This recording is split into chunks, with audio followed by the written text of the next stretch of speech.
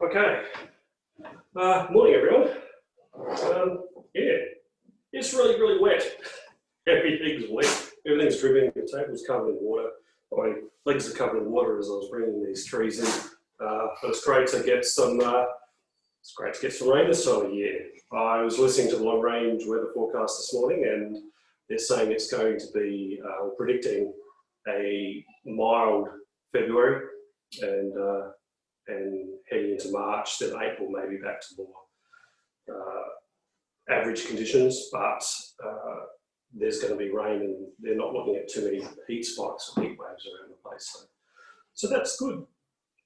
It means your plants will be growing crazy. It means your weeds will be growing crazy. So yeah, I'm looking at my trees and they're covered in weeds. I need to get out there more and look after those. So yeah, get out there and start weeding if nothing else. All right, so it's sort of mid-February, and normally this time of year it's the hottest part of the year. Normally we're in the middle of heat waves and heat spikes, and so the main thing that we would be doing now is lots of watering and maybe some shade cloth or getting the trees into the shade on the really, really stinking hot days. I've got a bit of shade cloth out the back, which I put over some of my trees. Most of them, though, are just out in the full sun always, unless it's going to be one of those stupid days where it's over, say, I don't know, 41 or 42, in which case I'll get most of the trees into the shade. But generally, if the weather's going to be, if the temperature's over about 35, 36, then I tend to put the shade cloth up. But that's up to you. But I find that most of my trees are in full sun, and it's only on those really stupidly hot days that I tend to get any issues. I remember last year, some of my Taningii eyes, which I've got, you can see in the corner here, on that day where it got up to 45, 46, yeah, I got some sunburn on one of them, where the sun had hit it, but the ones that were under full shade were all fine. So the best thing you can do in preparation for a heat wave is shade, and also obviously get your trees well watered before the heat spikes. Things like sea salt are a good product to use. They help protect the plants against the heat spikes. But things like jades and figs, which love the heat, are just growing like crazy. And I found with some of my trees, especially the figs, that they were a little bit late to get into the summer growth this year, I think, because it's been a bit more mild. But they are now hitting their straps, and especially once the overnight temperatures started climbing. I'm not sure what temperature, once it gets over about 10, 15 overnight temperatures minimum, then the figs just go nuts. And so once again, my figs were a little bit slow to get going, but now they're all happy, so they're all being fed. So I'm feeding most of my trees quite strongly now, especially the figs and the jades. The natives are being fed anything that's growing strongly. Some of my deciduous, like the Zelkova here, the Japanese grey parkdale, that's growing strongly, so it's getting a lot of food. As always, my ash trees are all, it's not growing really much at the moment, other than putting out annoying shoots at the base of the, and all along the trunk. So I think any of my ash trees that are not growing now are going to defoliate completely.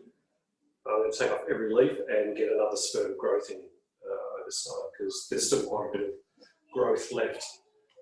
But stuff like this, I'm going to show you what I'm going to do here with the Silcova.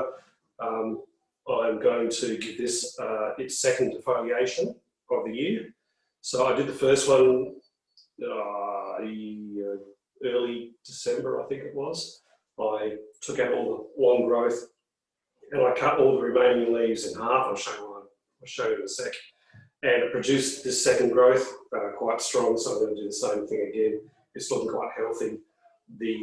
This flush of growth is now hardened off. The tips are still green, but down near the base, the leaves are a darker colour and they're not as soft, they've hardened. So this is ready now for another defoliation. So I'll sip of coffee and then I'll get stuck into that. Are there any questions about what people, what's happening in the backyard or what they could be doing at the moment, or any observations? Yeah, can I ask a question about ash? Mm. So mine have done the same. Mine have all slowed up. Yep. You mentioned defoliation. Would you actually cut them back at this time of year? You could if you wanted to, but I don't tend to. I tend to leave the cutting back until earlier in the season, Like unless when they're dormant? when they're coming out of dormancy. So that's a good time. But if you're talking about, Sorry, missed are that. you talking like a hard prune, or just like taking some of the Yeah, leaves back? maybe a hard directional one. If it's a tree in its early stages, yeah, go for it. If it's a tree that's more refined, you try and make it look nice, then I'd wait. No. But if it's I'm still growing the trunk, and I think that the current year's growth has thickened that section enough. gotcha, yeah, So what I'd like to do, if I can, is actually cut back for the next section and get that shoot now starting to move along. yeah, And yeah, okay, yeah. What you could do is just defoliate it, and once those new buds start moving, then hack into it. okay. Just to make sure that the growth is where you want it to be. Yeah. Yeah. Any other questions? Any other comments?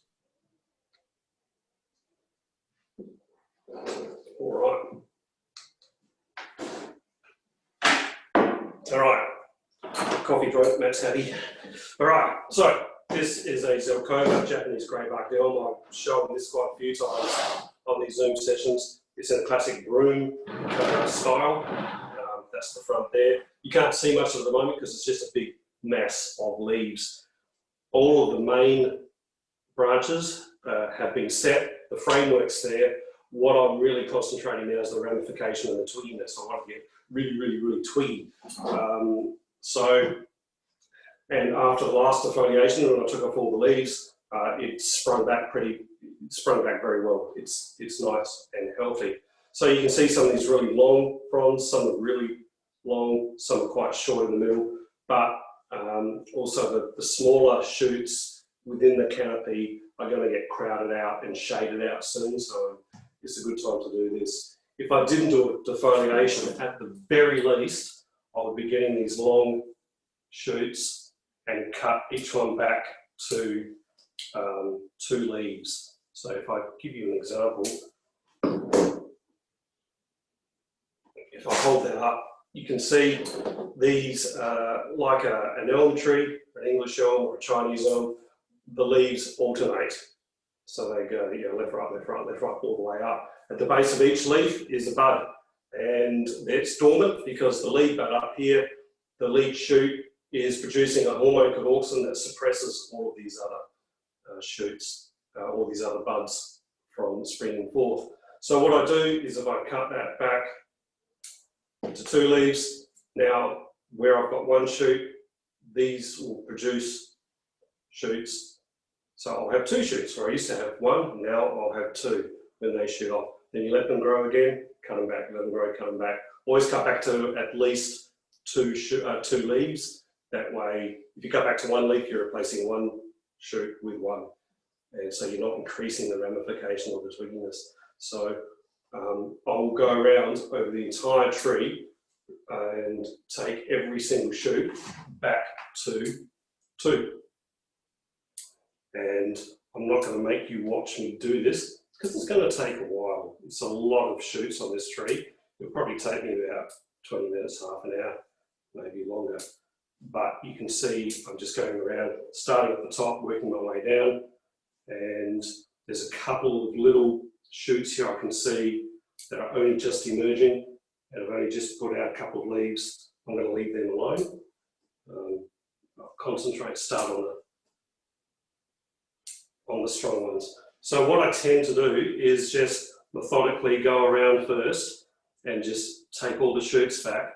Once I've done that, then I'll stand back, look at the tree and see if the silhouette is as I like it, or if there's any shoots that maybe got too strong, I might cut them out. But the first thing I'll do is just methodically go around and take each shoot back to 2 leaves. So that's pretty obvious. What I then do is, if if I use this as an example, because it's a bit hard to see up against the tree, for the default, that could be just one step. I could leave it like that. If the tree wasn't growing particularly strongly, if it was a little bit later in the season, I would probably just leave it like that, just take everything back to 2 leaves. But what I'm going to do now is, I'm going to, like before, take it back down to 2 leaves, and I'm going to get each leaf and cut it off by about 2/3, roughly. You may not be able to see that. So each of those leaves is now cut in half. By doing that, I will force the tree into producing more buds to burst. If I don't do that, it may just sit there and not do much, or it may only produce replacement shoots on the strongest part of the tree, which will be up here near the top and around the edges, but less further into the tree. So I found with these Zelkovas that you need to be a bit brutal to get that twigginess. Somebody on Oz Bonsai on the forums there got me onto this.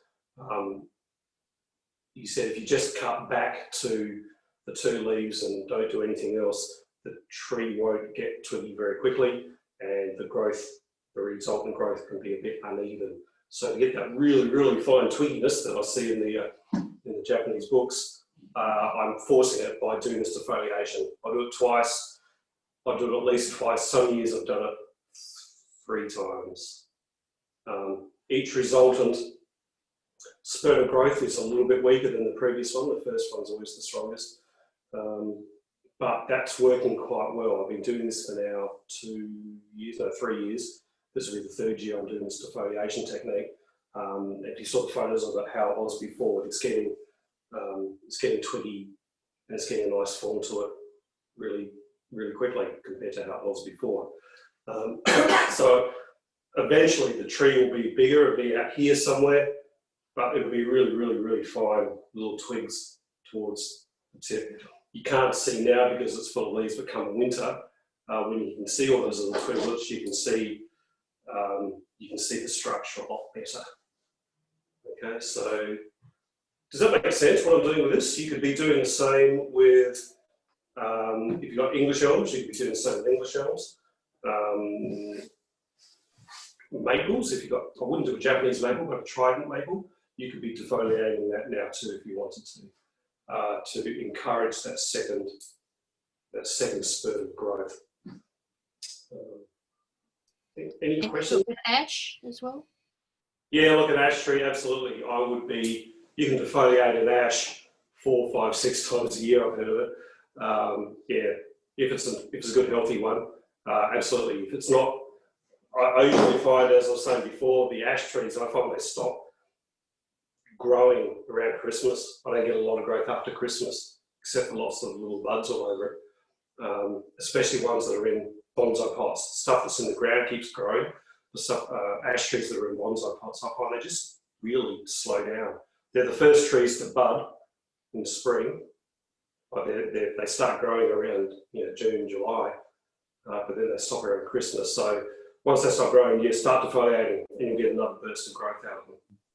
I've been defoliating my small ones. I've already done them 3 times, I reckon. But I noticed that obviously the shoots are getting weaker.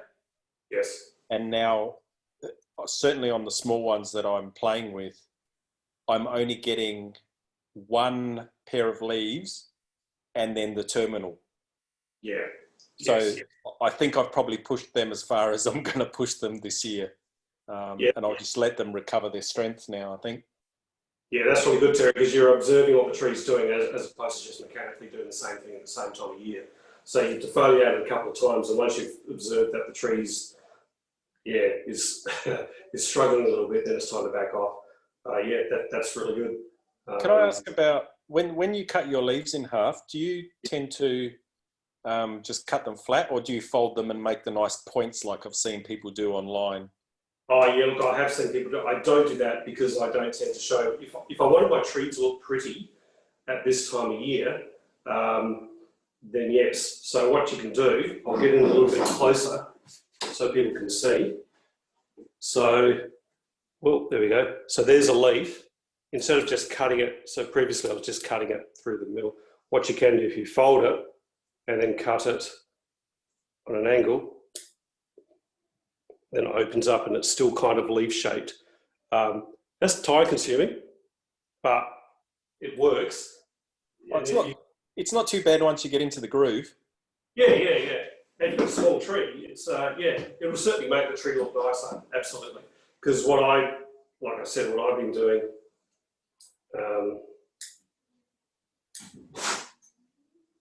there we are. So if I just cut them that way, it doesn't look very pretty. It looks, and what happens is that these leaves, they'll hang on for a while, but eventually they will drop off, but they will hang on for most of the season. So if you want it to look nice, you can trim them up and get them looking nice. But with a tree this size and bigger, it's too time consuming. Plus, I am not, personally, I only tend to show these trees and show them off in winter when they don't have any leaves. But that's a personal choice. But you can, that's a good point, you can certainly cut those leaves. You can cut them into any shape you like, I guess. If you had Japanese maples, I guess if you're really keen, you can get them and make them a little font shapes, but you've got some time in your hands, but I just So I'm going to go around, I'll look at my, with the Chinese elms, I definitely go back and cut all the little shoots back to 2 leaves, although I've been doing that. Rather than cutting each leaf in half, which would take forever on a Chinese elm because the leaves are so small, I just tend to get in there and just remove, just thin it out a bit and get the light into the foliage pads. So that if you don't do that, then you'll find over winter a lot of those little nice little twigs further in the tree just start to die off and dry out. So a couple of times over summer, I get into the Chinese elms and just thin them out, chop off some of the leaves. I don't worry too much about which leaves they are, but just get rid of some of the large leaves which are shading the ones on the inside and just get some light in there. I think that's a good practice. It will help the ramification. Yeah. Do you do the same with junipers at this time of year? Because Yes. I know my junipers are getting kind of thick, and I noticed some of the branches underneath the leaves are starting, or needles starting to die off. Yep, absolutely. I didn't bring in a juniper, I should have. That's a good thing for doing this time of year. I might go and grab one in a minute to show you what I do. But same thing. With junipers, I don't tend to prune them or touch them over spring, because with junipers, they store so much of their energy in the tips that you don't want to be taking too much over spring. And so what I do is I give them a hard prune and a hard thin out. I thin them out quite severely over winter. Then over spring, I just let them grow. I don't touch them. They get quite bushy and dense. And then come summer, once that growth is hard enough, then I thin them out a bit, but not as hard. And I'll show you how I do that, because most people have junipers, and that's an important thing to do. So this is an example of what I do with my deciduous trees this time of year. Cut them back, thin them out. And if you don't do a full defoliation, sometimes you'll get big leaves around the edges. Get in there and remove some of those leaves, do at least a partial defoliation, and get your get the light and air in there. If you've got a tree that's in its early stages, you've got like a little sapling or a small plant, and you're still building up the trunk and the branches, I don't touch them. I wire them, get them looking good, occasionally take out a leader, but you don't do this defoliation until you've got that basic structure already in hand and you're looking to get that ramification. So just remember, if you want a branch or a trunk to thicken, you let it grow as long as you can until you get the thickness that you want. You only start cutting back when you want that ramification.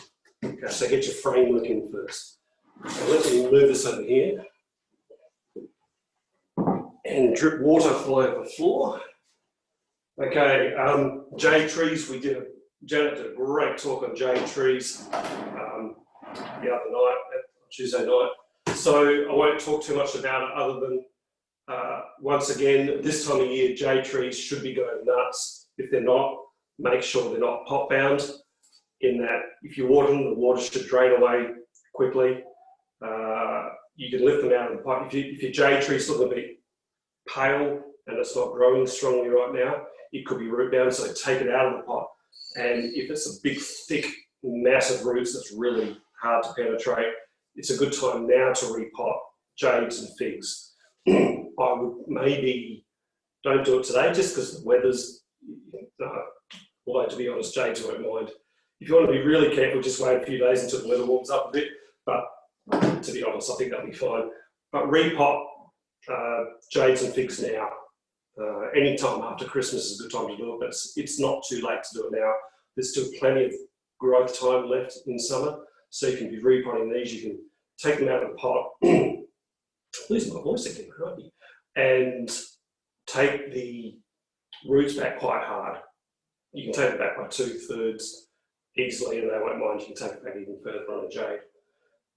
So repot now. If not, give them lots of fertiliser.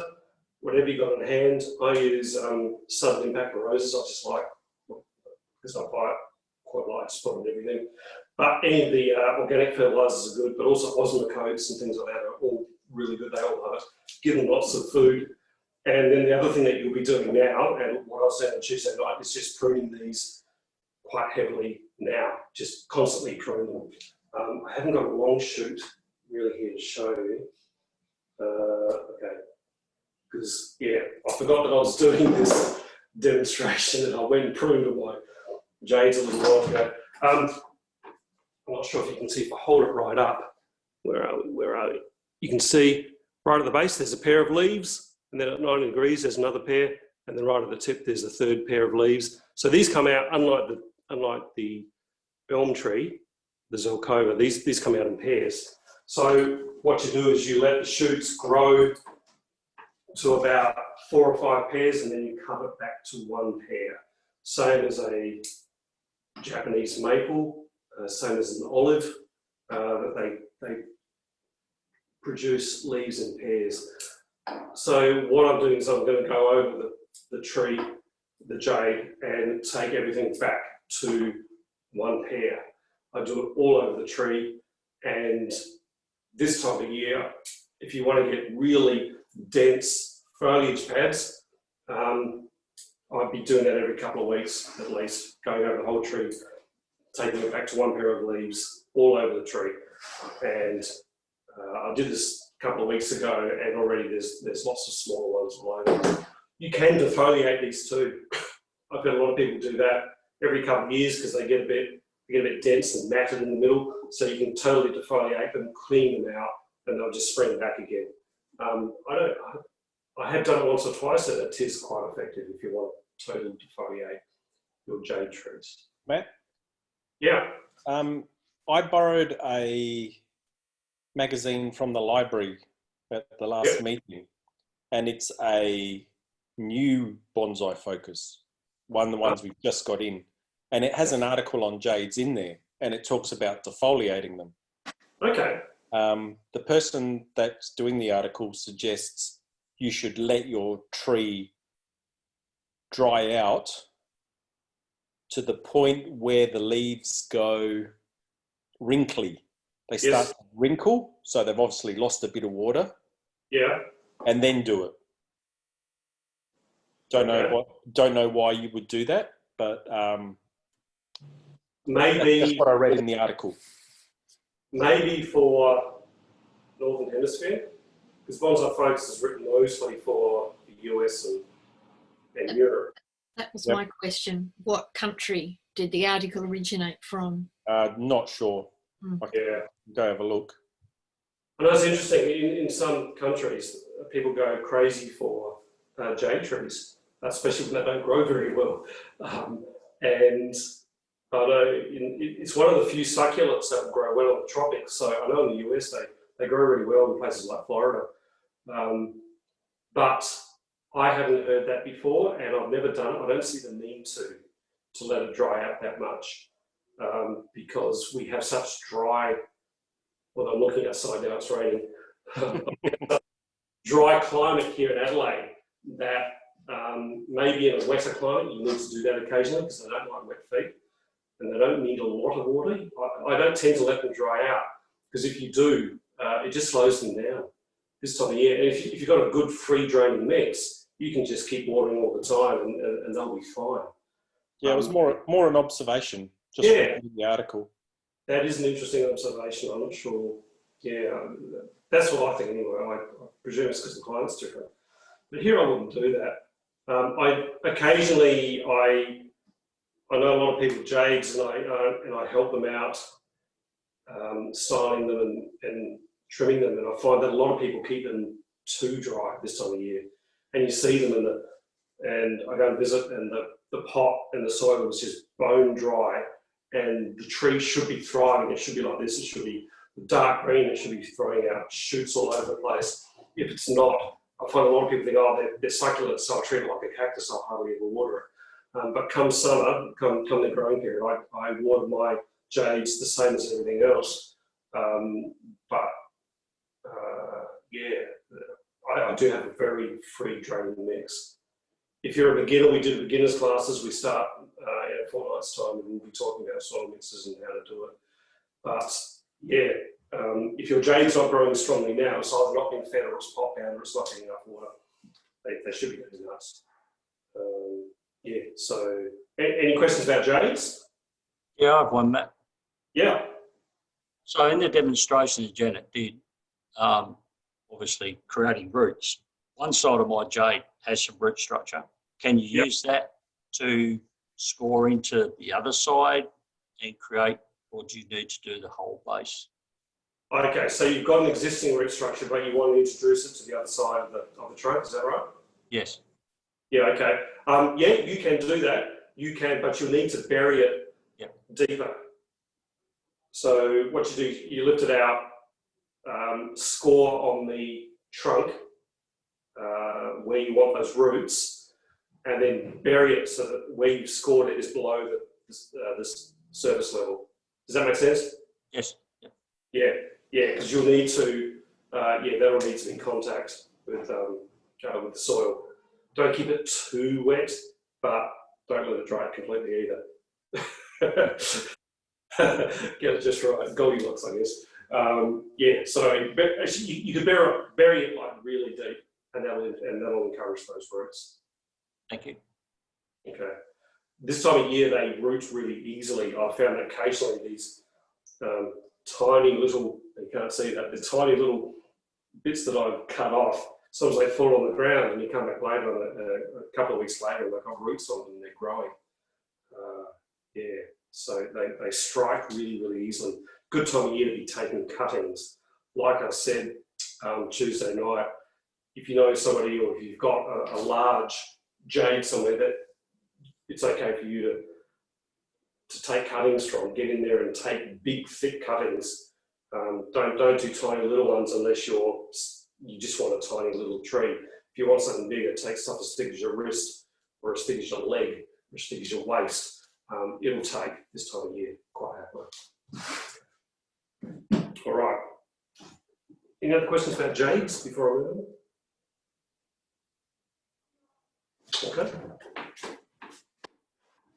This.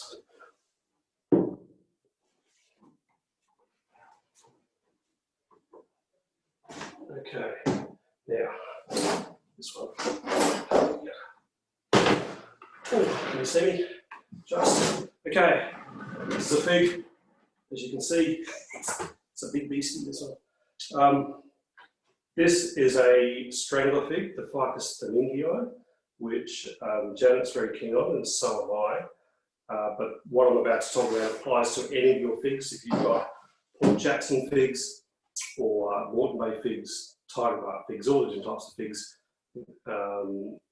Once again, like your jades, they should be growing quite strongly now. If they're not growing strongly, they're either not getting enough light or enough water. They might be pot bound. So once again, take it out of the pot, have a look at the roots. If it's really matted, repot it now. Now is a good time. Now that the nights are warm, it's a good time to repot. figs. I usually start repotting the figs after Christmas. Which can do a little bit early if the weather's going to be warm, but you can still keep doing it now if you want. There's still plenty of growing time. So you can repot these now. You can take back the roots quite hard and repot it in nice free draining potting mix, whatever it is. And make cuttings. Yes, now is a great time, same as the jades, to be making cuttings. They root really quickly. These Thaningii go nuts.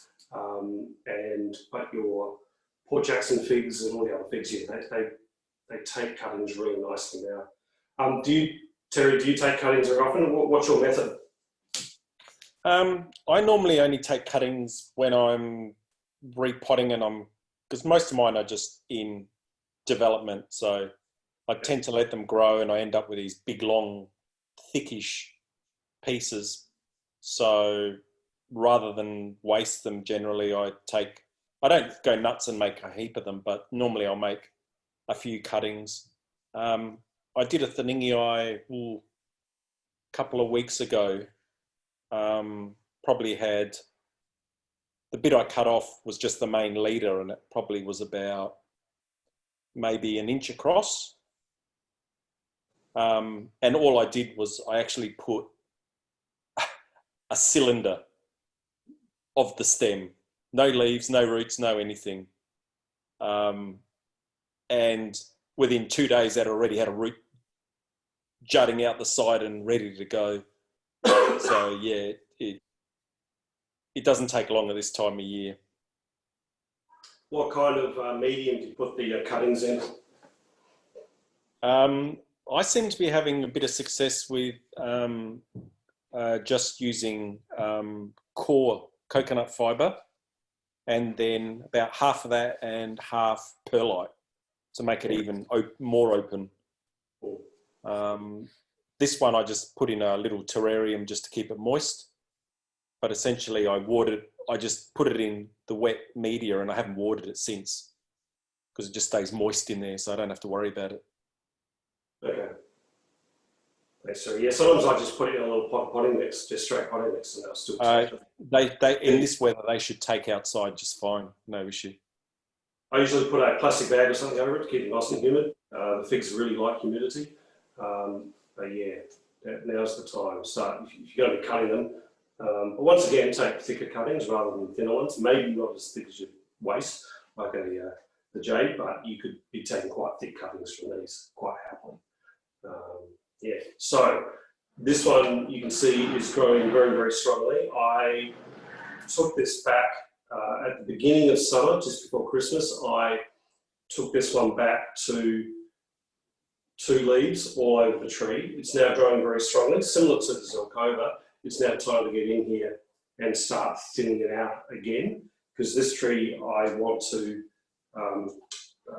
start getting that nice ramification. The story of this tree, you think, wow, that's a really massive trunk. That's because this is actually a stump. That's a stump which I had, and with a Thaningii, these are strangler figs. So in the wild, they will grow. They'll grow from berries that the birds eat, and they drop them up in the tops of existing trees. And in the rainforest, they will send out roots. There's enough moisture, they'll send out roots down the tree. And once they hit the ground, the roots then thicken really quickly, and then eventually it strangles and completely envelops the host tree. I saw this when I was on the Dane tree many years ago. So what I did is I got this stump, and I got an existing cutting that I had. It just had a few roots, and I just secured it to the top of the trunk, and then I wrapped it loosely with a little bit of alfoil just to keep it moist in there. And I waited and I watered it, and eventually the roots did exactly that. They followed the stump down. Once they hit the ground, it took off, and now it's just enveloping the trunk. I've got 2 of these. The other one's probably a little bit better. I'm not sure if you can see all these massive roots here down here now, and the original stump is in the middle there. Eventually, I think the stump will rot away and disappear, but I've still got this big, massive trunk here. So the strangler figs, I think that's a good method. Yeah, that works really well. What I need to do now is get in here. So again, there's a couple of big shoots down here, I don't want them. I hold that up, you can see that these produce, excuse me, leaves on alternate pattern, same as the elm that we did. So once again, I will get this in the way. I get a shoot like this, and I'll take it back down to 2 leaves, sometimes to 3, depending on the direction. Just remember, so that's now down to 2 leaves. One shoot will come this way, one will come that way. If you want it to actually go this way, perhaps you might take it back to a third, leave a third leaf on there, so it goes in the direction that you want. That's the same principle for the other ones as well. Take it back to at least 2, and then I'm going to go over this whole thing and take it back to 2 all over. Once again, this is going to take me a while because there's a lot of shoots on this thing. But you also notice that the tips where you cut bleed a little bit, so you get the little white sap. You don't have to worry too much. The sap won't, losing a bit of sap won't hurt the tree too much. But if you want to stop it, spray it with water. So if I take off a couple of shoots here, 1, 2, there we go, 3, and you can't see what's happening. If I spray that with, there we go, spray it with a bit of water, for some reason that just stops it from bleeding almost straight away. And that, same as if you take a big cutting too, just spray it with water, it stops the bleeding. And you'll notice that after a while your scissors will be completely gummed up with sap. So when you're finished, you'll need to, it's a good idea to give them a bit of a clean with something abrasive. I've got the, what's called Cream Mate, it's a Japanese product that's really good for getting that type of stuff off. And yeah, but you'll need to do that after you've gone through here. Your scissors will be completely gummed up. Same with the jades actually, they did the same thing. They produce the sap as well and they gum up your scissors as well. So I need to go over this whole tree and take it right back. Same again, I'll go through, take it all the way back to 2 leaves or more. And once I've done that, I'll then stand back and look at the tree and see if I need to maybe put some wire on it or yeah, take out some of the growth and sort of even it out a little bit, make it look nice, make it look pretty. Once again, as always, the strongest growth is up near the top and out near the edges of the top branches. That's a little bit weaker down the bottom here. So I may thin out the top a little bit once I've taken, done that initial trimming, take out bits of the top and try and encourage small growth down the bottom here. Lots of fertiliser, pigs are really, really, really hungry. So lots of fertiliser for these guys. With the Thorningii, they produce the aerial roots really easily compared to Port Jackson figs and Moreton Bay figs. Here in Adelaide, it's just too dry to get the nice aerial roots, but on these ones you can. And if you let the tree get pot bound, it will produce more of those aerial roots if you want. And also I've noticed on this one, and it's quite typical, if it gets a bit pot bound, you get roots coming up over the rim and down the pot. And if you let it go, it will actually go along the ground. And I've had one go along the concrete path and into another pot that's sitting next to it. So they're quite aggressive. Yeah, so that's what I'll be doing with figs. If I get a chance today, I'll go through all of my figs and take them back quite hard. Any questions about that?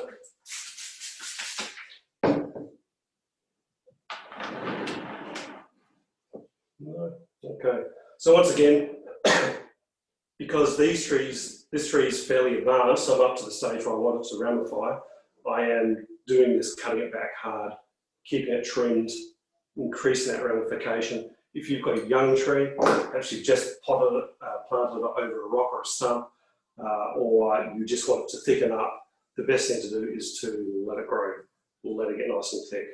You don't touch it too much. It's always hard, but in the early stages of the tree, it's a lot of giving it the initial shape and then standing back and letting it grow, thicken up, and then you take it back once it's thickened up to where you want and get that framework in place before you start doing the tight ramification. Okay. Any other questions? I'm wondering if I might go and quickly grab a juniper tree to show you, because that's another important thing to be doing, and I know a lot of people have junipers. Are there any other questions before I go and grab a juniper? Any questions about anything? Okay. If you want to talk amongst yourselves for a minute, I'm going to go out the backyard and grab a juniper. I'll only be, I'll be very, very quick. So just hang on.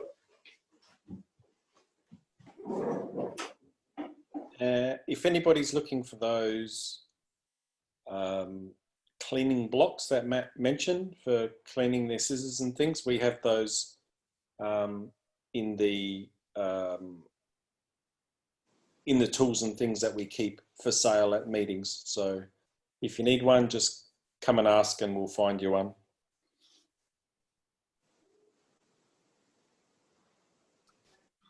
Terry, and have you noticed that Greg Smith's here with us?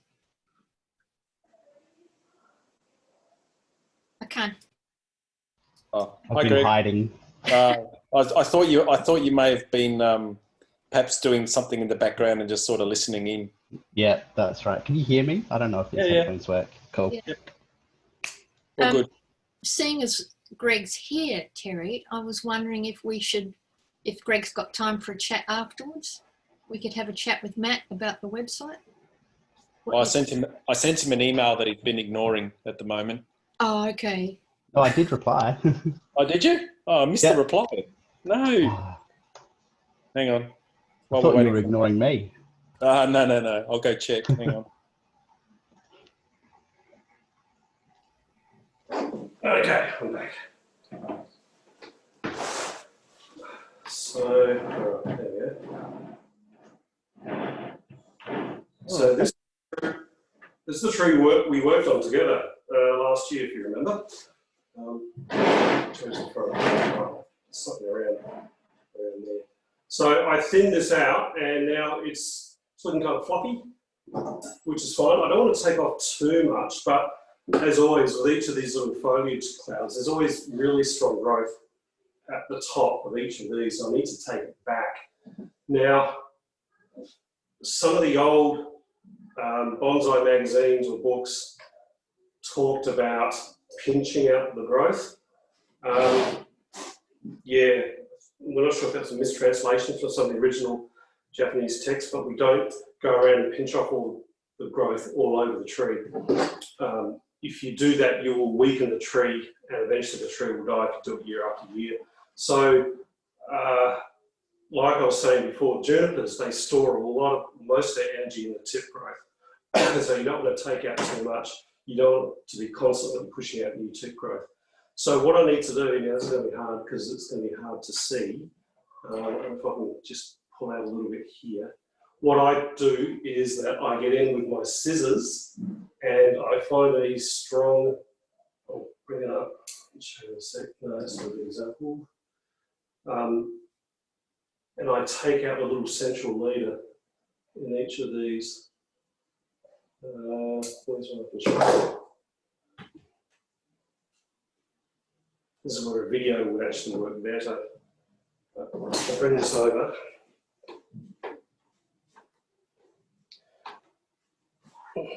Okay, I'm hoping you can, how close can I get? About there. So what I do is that each of these, I've got like 3 little areas here, 1, 2, 3, I take out that central one. I get some scissors, I get right out the base and I take it out. So you've got to leave some growing tips though, don't you? You do need to leave some growing tips.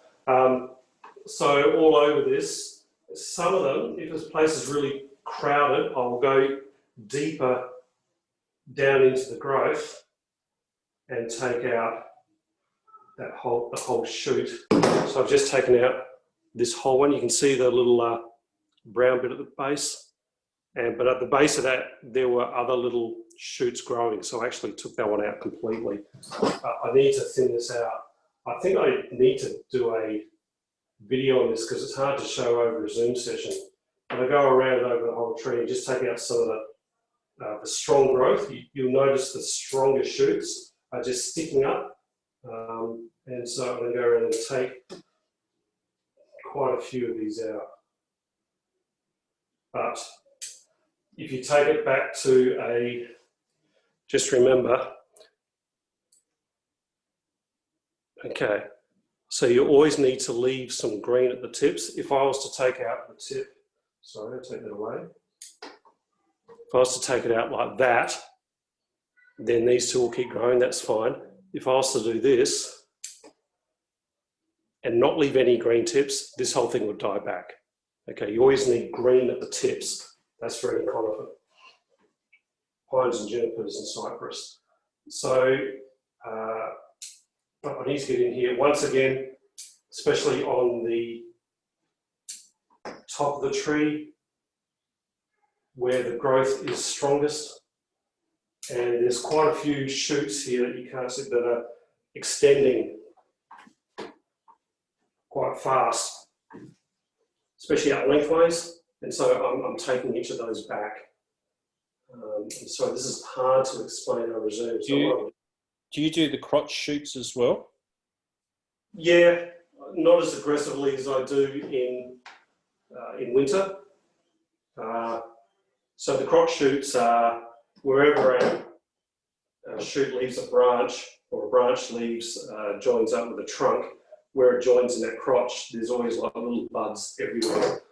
I like to leave, sometimes you like to leave a few because they're going to be replacement buds for bits that you're cutting out. Some of them you use. I'm going around and the tips of each of those shoots, I'm doing a bit haphazardly. Normally I would sit down, I would start with one branch and methodically follow it through and take out the strong growing section. I tend to use scissors rather than pulling it out. If you pinch it up, pull it out, you'll tend to leave brown tips. But with scissors, if you get in and be nice and precise, take the time. Try not to cut through any of the tiny little leaves in half, because any leaf that gets cut will be will brown off. And yeah, just keep going. But use scissors. Just use scissors. Nice, sharp, small scissors are the best thing to use. But I'll need to do that. I'm not going to go too crazy like I do in winter, because it's relying on this new growth. And then I'll thin it out and tidy up. There's a lovely spider in there. Oh, it's not a redback, so that's okay. There's spider webs everywhere here. Oh yeah, spiders everywhere. I'll also go through and take out the shoots which are growing straight down and underneath each of the branches. So you get that nice flat look underneath. Sure you can see that, yeah. I want this one over here.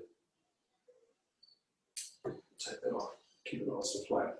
But as you can see, it's getting a little bit too much growth up near the top. This is a literati style, which means it needs to look a bit sparse. It doesn't want to look full and lush and too healthy. It's got to look a little bit hard, or it's struggling a little bit against harsh conditions. That makes sense. So yeah, I don't want to look, because I've got this twisted, tortured trunk on this, and then you don't want a big full afro at the top. It's just going to look out of place. So I want to take it back. I'm sorry, this is hard to explain without being here and getting really close. But what I should do, I did do a video that's on YouTube. You should always have a link to it. If not, let me know. On taking back and thinning out junipers. But I did it in winter, and I went quite hard, but it's the same principle. Exactly the same principle. So getting those YouTube links, you can see it. Yeah, you can see better. I get in there and it makes a lot more sense. And the best thing to do is to practice. I know it's a bit hard with junipers. People find that the thinning process a little bit tricky, but you just need to get in there and just do it, and it'll kind of start making sense very quickly. The more you do it, and the growth pattern. So sorry, that explanation probably wasn't very satisfactory, but at the very least, it should be getting out there and pruning out, thinning out your junipers this time of year. Any questions about that? Sorry, it wasn't very clear. Not really. I'm starting to run out of things to talk about with these trees. Is there anything that anybody wants to talk about while we're here? Matt, can I ask a question, please, about black pines? Sure. I managed to decandle most of my black pines, but missed a couple. I just didn't have the time. Yep. Is it too late to do them now, or do I just leave them? Yeah, I'd say it's too late. Okay, fine. I wouldn't decandle them. What you could do though is, if you've got a candle that's quite long, and by now it wouldn't be a candle anymore, it would have like opened up. Yeah. You could reduce the length of those shoots fairly dramatically. And where you cut it, you will get buds next year. Ah, okay. Yeah. You'll get little buds towards the end of this year, but they won't do anything. There's not enough time for them to shoot and to burst and turn to cancer. But where you cut, you will get buds for next year. So you could do that. Right, fine. Thank you very much indeed. Yeah, that's right. Because with the decandling, you need to do that around Christmas to have enough. The timing's fairly crucial, and that's if you're at the point where you want to get smaller needles and increased ramification. So yes, and obviously if any shoots or if there are any branches that you're trying to thicken up, don't touch those ones. Don't touch the shoots, those branches that you want to thicken up. Yeah. All right. Thank you very much. No worries. And you don't start feeding them until the new needles harden off, right? Correct. Yeah. If you had decandled previously around Christmas, you will have a new flush now, but don't feed yet. Yeah, like you said, if you feed now, those new shoots are going to get too vigorous. So you want to keep them small. Once they start to harden off, then you can start feeding. But if you are cutting a shoot like right now, Gail, you could be feeding now too. You could still be feeding as opposed to, keeping your feed off. Wow. Thanks very much indeed. No worries. Anything else anybody wants to talk about? All right. I think we're good. Get your trees out into the rain. Great thing about the rain this time of year is that it flushes out all the accumulated salts from the Adelaide water that builds up in your pots. So your trees will love it. As you know, your garden, you can water it all year, all through summer, but there's nothing like a summer rain to actually really kick them off and to refresh them. So your bonsai are no different. They love the rain, and it'll be giving them a nice flush out from the accumulated fertilizers and salts and things. So go out and do that. Also, remember, if you are using a liquid fertilizer, it's probably been flushed out. So you need to give it another dose so once the rain disappears. Okay, I think we're good. Unless anybody's got anything else, I think that's it. We've got our workshop in 2 weeks' time. So you can bring along trees to the workshop to have other people help you work on them or discuss them or give you some guidance. We're also doing the beginners classes too. We'll be talking about styles, the basic styles of bonsai and how to get there. So that'll be good, get back into those. I think we only did 1 or 2 last year before everything fell apart. We had to stop. So hopefully this year will be better. Okay, everyone. If there's no questions, I'll say goodbye and I'll see you in 2 weeks, hopefully. Thanks, Matt. Great. Thanks very much Matt. indeed, Matt.